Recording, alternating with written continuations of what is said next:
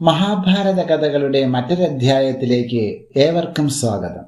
12ാമത്തെ പർവമായ ശാന്തി പർവത്തിലെ കഥകളാണ് നമ്മൾ കേട്ടുകൊണ്ടിരിക്കുന്നത്. അർജുനൻ പറയുകയാണ്, മഹാരാജാവേ, ലോകത്തിലെല്ലാ ധർമ്മസേതുക്കളൊക്കെ തന്നെയും ദണ്ഡത്തെ ഭയന്നാണ് ഭഞ്ജിക്കപ്പെടാതിരിക്കുന്നത്. വർണ്ണങ്ങളും ആശ്രമങ്ങളും അവയുടെ ധർമ്മത്തിൽ നിന്ന് തെറ്റാതെ നിലനിൽക്കുന്നുവെങ്കിൽ, സ്ത്രീകൾ അവരുടെ ധർമ്മത്തെ പരിപാലിക്കുന്നുവെങ്കിൽ അതൊക്കെ ദണ്ഡത്തെ ഭയന്നിട്ട് മാത്രമാണ്. അങ്ങനെ ലോകത്തിൽ സാധാരണയായി എന്തെല്ലാം നീതികൾ നിലനിൽക്കുന്നുണ്ടോ അതെല്ലാം ദണ്ഡത്തെ ഭയന്നിട്ട് മാത്രമാണ്. ദണ്ഡത്തിന് അധികാരി ക്ഷത്രിയനാണ്.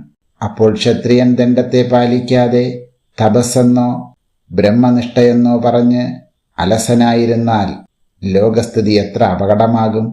ശത്രുക്കളെ കൊല്ലുക എന്നത് ക്ഷത്രിയന്റെ ധർമ്മമാണ്. അങ്ങനെ ചെയ്യുന്നത് കൊണ്ട് യശസ്സും ക്ഷേമവുമല്ലാതെ ഒരിക്കലും അനിഷ്ടം സംഭവിക്കുന്നുമില്ല.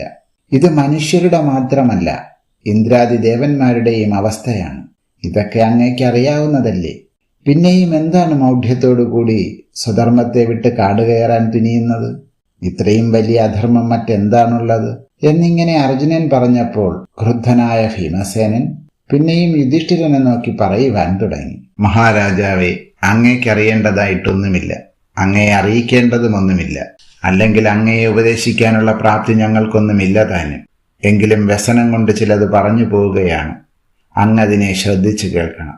ദുര്യോധനാദി കൗരവരെയും അവരുടെ അനുയായികളാകുന്ന ശത്രുക്കളെയുമെല്ലാം അങ്ങ് ജയിച്ചുവെങ്കിലും അങ്ങയുടെ മനസ്സാകുന്ന ശത്രുവിനെ ജയിക്കാൻ അങ്ങേക്ക് കഴിഞ്ഞിട്ടില്ലെന്നാണ് ഇരിക്കുന്നത്. അതിനെ ജയിക്കാതെ അങ്ങേക്ക് സ്വസ്ഥതയോ സമാധാനമോ കിട്ടാൻ പോകുന്നില്ല. അതിന് ആയുധങ്ങളോ സൈന്യങ്ങളോ ആവശ്യവുമില്ല. അങ്ങൊറ്റയ്ക്കാണ് ജയിക്കേണ്ടത്. ത്രിഗുണങ്ങളുടെ വിഷമാവസ്ഥയാണ് അങ്ങയുടെ മനസ്സിന്റെ ദോഷം. അതിനെ അങ്ങ് തന്നെ വിചാരം കൊണ്ട് തീർക്കണം. എങ്കിലേ അങ്ങേക്കിനി ധർമ്മസ്ഥിതിയും സമാധാനവും ഉണ്ടാകാൻ പോകുന്നുള്ളൂ. അല്ലെങ്കിൽ സഭാമധ്യത്തിൽ ഒറ്റവസ്ത്രയായി വലിച്ചയക്കപ്പെട്ട പാഞ്ചാലിയെ അങ്ങ് മറക്കാൻ കാരണമില്ല. വനവാസവും തോലെടുത്ത് നടക്കലും മറ്റും അങ്ങ് മറക്കാൻ കാരണമില്ല. അതുപോലെ കാട്ടിൽ വെച്ച് അനുഭവിച്ച അസംഖ്യം ആപത്തുകളെയും അജ്ഞാതവാസത്തെയും കീചകനെയും അങ്ങ് മറക്കാൻ കാരണമില്ല. ഇതൊക്കെ ഓർമ്മയുള്ള ഒരാൾ ഇന്നിങ്ങനെ മൗഢ്യത്തോടുകൂടി ഇരിക്കാനും കാരണമില്ല. ആ സ്ഥിതിക്ക് അങ്ങയുടെ മനസ്സിനെ ചികിത്സിച്ച് സ്വസ്ഥതയിലേക്ക് നയിച്ച് ധർമ്മ ആചരണത്തിനൊരുങ്ങും. എന്നിങ്ങനെ ഭീമസേനൻ പറഞ്ഞതും യുധിഷ്ഠിര മഹാരാജാവിന് സ്വീകാര്യമായില്ല. വ്യാസാചാര്യൻ വളരെ സമയം യുധിഷ്ഠിര മഹാരാജാവിനെ പലതും ഉപദേശിക്കുകയും അദ്ദേഹത്തിന്റെ പല സംശയങ്ങൾക്കും യുക്തിപൂർവം മറുപടി പറയുകയും ചെയ്തുവെങ്കിലും അതുകൊണ്ടൊന്നും അദ്ദേഹത്തിന്റെ സംശയം തീരുകയോ മനസ്സ് പ്രസന്നമാവുകയോ ചെയ്തില്ല. യുധിഷ്ഠിരൻ പിന്നെയും പലതും ചോദിച്ചുകൊണ്ടിരുന്നു. അവയ്ക്കൊക്കെ പിന്നെയും മറുപടി പറഞ്ഞു. അത്രയൊക്കെ ആയിട്ടും യുധിഷ്ഠിരൻ സമാധാന ചിത്തനായി അരമനയിലേക്ക് മടങ്ങാൻ ഒരുങ്ങിയില്ല. അവസാനമായി വർണ്ണാശ്രമ ധർമ്മങ്ങളെ വിസ്തരിച്ചു പറഞ്ഞു കേട്ടാൽ കൊള്ളാമെന്നാണ് അദ്ദേഹം ആവശ്യപ്പെട്ടത്. പാണ്ഡവശ്രേഷ്ഠന്റെ സംശയം ഇവിടം കൊണ്ട് നീങ്ങാൻ പോകുന്നില്ലെന്ന് ബോധിച്ച വ്യാസാചാര്യൻ, ഇനിയെല്ലാം ഭീഷ്മ പിതാമഹനെ സമീപിച്ചു ചോദിക്കൂ, അദ്ദേഹമെല്ലാം പറഞ്ഞു തരും. ശാസ്ത്രങ്ങളിൽ ദേവാചാര്യന്റെയും ആയുധവിദ്യയിൽ ഭാർഗവരാമന്റെയും ബ്രഹ്മവിദ്യയിൽ മാർക്കണ്ഡേയന്റെയും ശിഷ്യനായ അദ്ദേഹത്തിന് അറിയാത്തതായിട്ട് ഏതൊന്നും തന്നെയില്ല. അതിനാൽ ശരീരം വിടും മുമ്പേ അദ്ദേഹത്തെ സമീപിച്ചോളൂ എന്ന് പറഞ്ഞു. രാജ്യലോഭിയായ താൻ അധർമ്മമായ പോർക്കളത്തിൽ വീഴ്ത്തിച്ച മഹാപ്രഭാവശാലിയും തന്റെ പിതാമഹനുമായ അദ്ദേഹത്തെ താൻ എങ്ങനെ സമീപിക്കണമെന്നും സമീപിച്ചാലും അദ്ദേഹം തന്നെ വാത്സല്യപൂർവം ഉപദേശിക്കുമോ എന്നുമായി തീർന്നു യുധിഷ്ഠിര രാജാവിന്റെ പിന്നത്തെ സംശയം. ഭഗവാനാണ് അതിന് മറുപടി പറഞ്ഞത്. അങ്ങനെയൊന്നും സംശയിക്കേണ്ടതില്ല. വ്യാസൻ മഹാത്മാവാണ്. അദ്ദേഹം പറഞ്ഞത് ചെയ്താൽ മതി എന്നിങ്ങനെയുള്ള ഭഗവത് വാക്യം തൽക്കാലം യുധിഷ്ഠിരനെ തൃപ്തിപ്പെടുത്തി. അതിന്റെ ഫലമായി അദ്ദേഹം എല്ലാ പരിജനങ്ങളോടും കൂടി ഹസ്തിനാപുര രാജധാനിയിലേക്ക് പോകാൻ തയ്യാറായി. 16 വെള്ളക്കുതിരകളെ പൂട്ടിയ മനോഹരമായ രാജരഥത്തിൽ വെൺകൊറ്റക്കുട തുടങ്ങിയ എല്ലാ രാജകീയ ചിഹ്നങ്ങളോടും കൂടി യുധിഷ്ഠിരൻ കയറിയിരുന്നു. അദ്ദേഹത്തിന് പാൽനിര പോലെയുള്ള മനോഹരമായ വെൺകൊറ്റക്കുട പിടിക്കുകയും വെൺചാമരങ്ങൾ വീശുകയും ചെയ്തു. അസംഖ്യം ബ്രാഹ്മണരുടെയും ഋഷികളുടെയും ആശീർവാദത്തോടും മന്ത്രഘോഷങ്ങളോടും കൂടി അദ്ദേഹത്തിന്റെ രാജരഥം ധൃതരാഷ്ട്ര രാജാവും ഗാന്ധാരിയും കയറിയ രഥത്തിന്റെ പിന്നാലെ പതുക്കെ പതുക്കെ നീങ്ങാൻ തുടങ്ങി. പിന്നിൽ ഭീമസേനന്റെയും അതിന്റെ പിന്നിൽ അർജുനനും ഭഗവാനും കയറിയ രഥവും അതിന്റെ പിന്നിൽ മാതൃപുത്രന്മാരുടെയും സത്യകി തുടങ്ങിയ പ്രമാണിമാരുടെയും സാമന്തന്മാരുടെയും മറ്റും അസംഖ്യം രഥങ്ങളും പതുക്കെ പതുക്കെ മുന്നോട്ട് നീങ്ങാൻ തുടങ്ങി. മഹാരാജാവിന്റെ യാത്രയുണ്ടെന്നറിഞ്ഞ ജനങ്ങൾ വഴിനീളെ മംഗളപദാർത്ഥങ്ങളുമായി വന്ന് രാജദർശനം നടത്തി ചാരിതാർത്ഥരാവുകയും രാജകുടുംബങ്ങൾക്ക് മംഗളത്തെ ആശംസിക്കുകയും ചെയ്തു. അങ്ങനെ പതുക്കെ പതുക്കെ അവരെല്ലാവരും ഹസ്തിനാപുര പട്ടണത്തിൽ എത്തിച്ചേർന്നു. അപ്പോഴേക്ക് നഗരവാസികളൊക്കെ സന്തോഷഭരിതരായി വസ്ത്ര ആഭരണ വിഭൂഷിതന്മാരായി ഗ്രഹങ്ങളെയും പട്ടണങ്ങളെയും അലങ്കരിച്ച് രാജാവിനെ സ്വീകരിക്കാൻ തയ്യാറായി നിന്നു. അലങ്കരിച്ച് വെള്ളമണൽ വിരിച്ച രാജമാർഗത്തിലൂടെ രാജകീയ രഥങ്ങൾ നീങ്ങുമ്പോൾ വഴിയുടെ 2 ഭാഗങ്ങളിലും ഗ്രഹങ്ങളുടെ പുരോഭാഗത്തും ജനങ്ങൾ തിങ്ങി നിറഞ്ഞു നിന്നുകൊണ്ട് പുഷ്പങ്ങൾ വർഷിക്കുകയും മംഗളം ഉദ്ഘോഷിക്കുകയും ചെയ്തു. അങ്ങനെ ആ രാജകീയ യാത്ര അരമനയിലെത്തി അവസാനിച്ചു.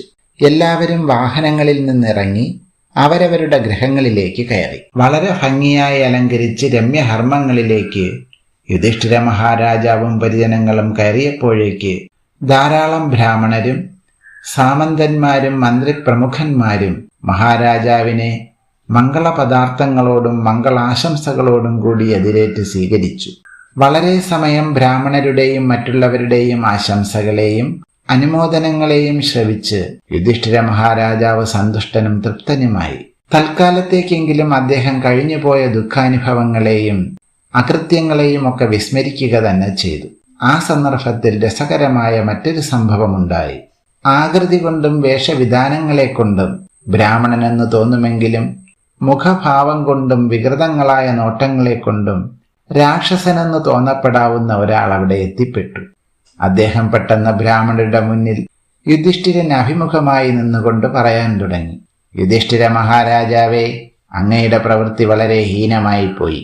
ജ്ഞാതികളെ മുഴുവൻ കൊന്നൊടുക്കി കിട്ടിയ രാജ്യം കൊണ്ട് അങ്ങേക്ക് എന്ത് തൃപ്തിയാണുണ്ടാകാൻ പോകുന്നത്? കടുത്ത അധർമ്മത്തിൽ കൂടെയും ബന്ധുവധം നടത്തി രാജ്യം പിടിച്ചെടുത്ത അങ്ങേക്കെങ്ങനെ ധർമ്മത്തെ പരിപാലിക്കാൻ കഴിയും? എത്രയായിരം ജനങ്ങളെയാണ് അങ്ങ് രാജ്യലോഭം കൊണ്ട് കൊന്നൊടുക്കിയത്? ആ ദുരിതമെന്ന് അനുഭവിച്ചു തീരും. മരിച്ചവരുടെ ബന്ധുജനങ്ങൾ ഒഴുക്കുന്ന കണ്ണീരിൽ അങ്ങയുടെ സർവയശസ്സും ഒഴുകിപ്പോയി കഴിഞ്ഞു. ഇഹത്തിലും പരത്തിലും അങ്ങേക്കിനി ഗതി കിട്ടാൻ വിഷമം തന്നെ. ഇതൊക്കെ എൻ്റെ ഒരാളുടെ മാത്രം അഭിപ്രായമല്ല, ഇവിടെ നിൽക്കുന്ന എല്ലാ ബ്രാഹ്മണരുടെയും അഭിപ്രായമാണ്. ഞാനിവിടെ ഒരു പ്രതിനിധിയായിട്ടാണ് പറയുന്നത് എന്നിങ്ങനെ ആ ബ്രാഹ്മണ വേഷക്കാരന്റെ മുഖത്തു നിന്ന് കേട്ടതോടെ യുധിഷ്ഠിര മഹാരാജാവ് തൽക്കാലം വിസ്മരിച്ചിരുന്ന ദുഃഖത്തിലേക്കും പശ്ചാത്താപത്തിലേക്കും വീണ്ടും തിരിച്ചു വന്നു. അദ്ദേഹം അവശനും ദുഃഖാർത്ഥനുമായി ബ്രാഹ്മണരോട് തന്റെ അപരാധങ്ങളെയൊക്കെ ക്ഷമിക്കാൻ അപേക്ഷിച്ചു. അപ്പോൾ ബ്രാഹ്മണർ പറഞ്ഞു, അയാൾ ഞങ്ങളുടെ പ്രതിനിധിയല്ല. അയാൾ പറഞ്ഞത് ഞങ്ങളുടെ അഭിപ്രായവുമല്ല. ദുര്യോധന പക്ഷപാതിയായ ഏതോ രാക്ഷസനാണ്. അതുകൊണ്ടാണ് ഇങ്ങനെയൊക്കെ പറഞ്ഞത് എന്ന്. ഉടനെ തന്നെ ബ്രാഹ്മണരെല്ലാവരും ക്രോധാവിഷ്ടരായി ഹുങ്കാരനാദം കൊണ്ട് അയാളെ കൊന്നുവീഴ്ത്തുകയും ചെയ്തു. പിന്നെ ഭഗവാനാണ് അയാളുടെ ചരിത്രത്തെ യുധിഷ്ഠിരന് പറഞ്ഞുകൊടുത്തത്. അയാൾ ഒരു രാക്ഷസനാണ്. ചാർവകൻ എന്നാണ് പേര്. വളരെ കാലം തപസ് ചെയ്തു. ആരിൽ നിന്നും തനിക്ക് മരണം സംഭവിക്കരുതെന്ന് വരം വാങ്ങിയ ആളുമാണ്. ബ്രഹ്മദണ്ഡമൊഴിച്ച് മറ്റൊന്നുകൊണ്ടും മരണം സംഭവിക്കുകയില്ല എന്നതാണ് അയാളുടെ വരബലം. ബ്രഹ്മദേവനാണ് വരം കൊടുത്തത്. വളരെ കാലം മുമ്പ് തന്നെ ദുര്യോധനനുമായി സഖ്യത്തിലാണ്. ദുര്യോധനനും അയാളുടെ ഇഷ്ടജനങ്ങളുമെല്ലാം മരിച്ചതുകൊണ്ടുള്ള വ്യസനഭാരം സഹിക്കാൻ കഴിയാത്തതുകൊണ്ടാണ് അയാൾ ബ്രാഹ്മണരെ അധിക്ഷേപിക്കാൻ പോലും മുതിർന്നത്. അതുകൊണ്ട് അവരുടെ ക്രോധാഗ്നിയിൽ ദഹിക്കുകയും ചെയ്തു. ഇങ്ങനെ സംഭവിച്ചതുകൊണ്ട് എല്ലാവർക്കും നന്മയല്ലാതെ ഒരാൾക്ക് പോലും ദോഷമുണ്ടായിട്ടുമില്ല എന്നിങ്ങനെയുള്ള ഭഗവത് വാക്യത്തെ കേട്ടപ്പോൾ യുധിഷ്ഠിരന് കുറെ സമാധാനം തോന്നുകയും ചെയ്തു. ബ്രാഹ്മണർ പിന്നെയും അദ്ദേഹത്തെ മംഗളം ആശംസിക്കുകയും ചെയ്തു. അതിനുശേഷം യുധിഷ്ഠിര മഹാരാജാവിന്റെ പട്ടാഭിഷേകത്തിനുള്ള ഒരുക്കങ്ങൾ ഭംഗിയായി നിറവേറാൻ തുടങ്ങി. ജനങ്ങളൊക്കെ മഹാരാജാവിന് പലവിധ ദ്രവ്യങ്ങൾ കാഴ്ചവെച്ച് കണ്ടു വണങ്ങി. ചിരകാലം തങ്ങളെ ഭരിക്കാനും ധർമ്മത്തെ നിലനിർത്താനും അപേക്ഷിച്ചു. യുധിഷ്ഠിരൻ അവരുടെ അപേക്ഷയെ അംഗീകരിക്കുകയും ചെയ്തു. ഉടനെ അഭിഷേക സംഭാരങ്ങളെല്ലാം ഒരുക്കപ്പെട്ടു. സ്വർണമയമായ രത്നസിംഹാസനത്തിൽ യുധിഷ്ഠിരനും പാഞ്ചാലി ദേവിയും കിഴക്കോട്ട് തിരിഞ്ഞിരുന്നു. അവരുടെ വലതുഭാഗത്ത് ഭഗവാനും സത്യകി തുടങ്ങിയവരും ഇരുന്നു. ഇടതുഭാഗത്ത് ഭീമാർജുനന്മാരും നകുല സഹദേവന്മാരോടും കൂടി കുന്തിദേവിയും ഇരുന്നു. അസംഖ്യം ബ്രാഹ്മണ ശ്രേഷ്ഠന്മാരും ഋഷികളും സാമന്തന്മാരും മന്ത്രിമാരും പൗരപ്രമുഖന്മാരും നിറഞ്ഞ സദസ്സിൽ വച്ച് ശ്രീകൃഷ്ണ ഭഗവാന്റെ നിർദ്ദേശപ്രകാരം ധൗമ്യ മഹർഷി യുധിഷ്ഠിരനെയും പാഞ്ചാലി ദേവിയെയും വിധിയാവണ്ണം അഭിഷേകം ചെയ്ത് രാജാവാക്കി. ഭഗവാൻ സ്വയമേവ പാഞ്ചജന്യം കൊണ്ട് അഭിഷേകം ചെയ്തു. ആ സമയത്ത് വേദമന്ത്രങ്ങളും സ്വസ്തി വചനങ്ങളും മംഗളാശംസകളും മംഗളവാദ്യങ്ങളും ആകാശത്ത് മാറ്റിരിക്കൊണ്ടു. ജനങ്ങൾ മുഴുവൻ സംതൃപ്തരായി. അഭിഷേകത്തിന് ശേഷവും പ്രജകൾ കാഴ്ചദ്രവ്യങ്ങളുമായി വന്ന് മഹാരാജാവിനെ കണ്ടുവണങ്ങി. അദ്ദേഹത്തിന്റെ ധർമ്മനിഷ്ഠയെയും രാജ്യപരിപാലന വൈദഗ്ധ്യത്തെയും പുകഴ്ത്തുകയും ചെയ്തു. വളരെ ഭംഗിയായി യുധിഷ്ഠിര മഹാരാജാവ് മറുപടി പറഞ്ഞ് പ്രജകളെയും ബ്രാഹ്മണരെയുമെല്ലാം സന്തോഷിപ്പിച്ച് പറഞ്ഞയച്ചു. അനന്തരം ഭീമസേനനെ യുവരാജാവായി അഭിഷേകം ചെയ്തു. വിതുരനെ മന്ത്രിപ്രമുഖനായും സർവസൈന്യാധിപനായി നകുലനെയും തന്റെ അംഗരക്ഷകന്മാരുടെ നേതാവായി സഹദേവനെയും നിശ്ചയിച്ചു.